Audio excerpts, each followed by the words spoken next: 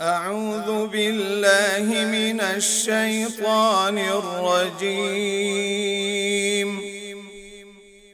بسم الله الرحمن الرحيم.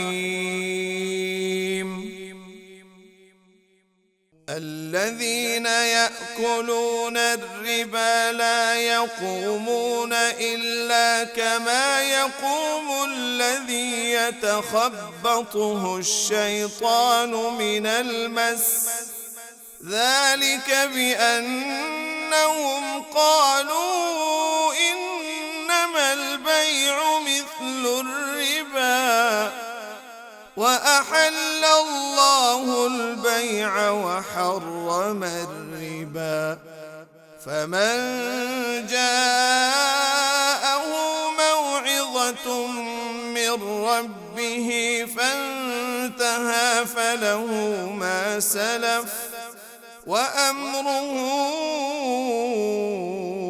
إلى الله، ومن عاد فأولئك أصحاب النار هم فيها خالدون. يمحق الله الربا ويربي الصدقات، والله لا يحب كل كفار أثيم.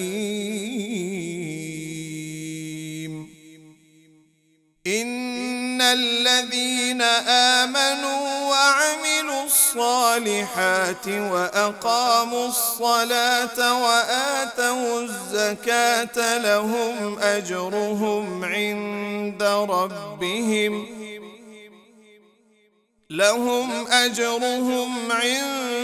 ربهم ولا خوف عليهم ولا هم يحزنون.